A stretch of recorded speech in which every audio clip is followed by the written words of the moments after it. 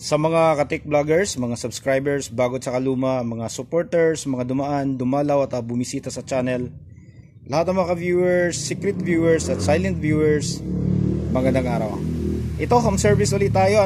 Meron tayong TCL dito na chine-check, 32 inch, walang power.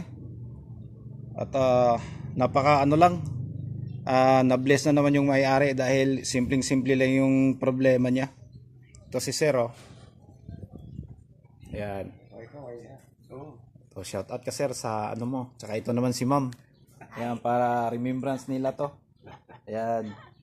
So, simple lang yung problema natin, So, dito lang. So, una, chinik natin dahil walang power. So, siyempre, punta tayo dito sa fuse. So, nakita natin na pumutok yung fuse. Ayan, open yung fuse. Tapos, susunod na ginawa natin, siyempre, chinik natin na kung ano ba yung dahilan kung bakit pumutok yung fuse. Siyempre, madalang lang na puputok yung fuse na walang ibang sira. So madalas talaga 90% na kapag pumutok yung fuse may dahilan yun. So dito nakita natin ayan, kung mapapansin nyo, pinalitan natin yung isang capacitor dito, yung 1 kV. Ayan, so ito yung original, ito naman yung bago. Ayan siya, ito yung pinalitan natin.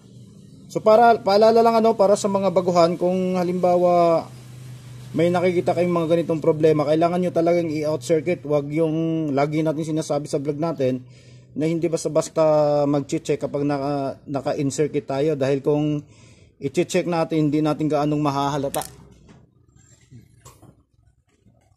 Ito test natin, ito naka times 1 tayo.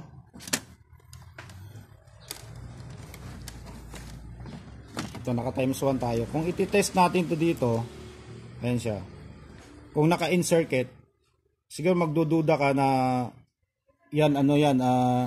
may nagkakaroon ng continuity dahil nasa siya, na naka-in circuit, may mga naka-series saka naka-parallel ng mga pyesa.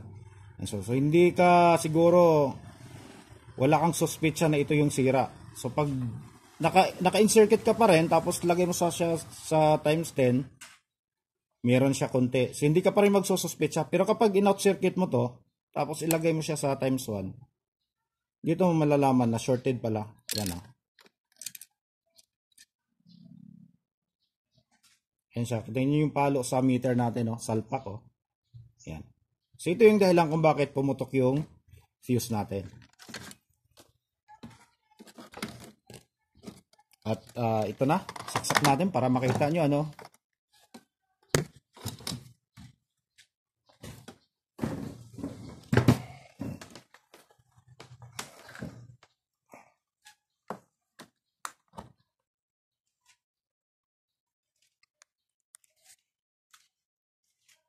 Ayan. So gumana na. So yun lang talaga yung problema. At least hindi naman tayo gaanong pinahirapan at nakita natin kaagad yung problema. Mas matagal pa yung paghanap ng piyesa.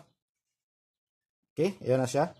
So hanggang dito na lang siguro So ayan si Sir, So medyo panatag na yung loob dahil nagawa na yung TV ng apo niya. So maraming salamat. God bless at bye bye.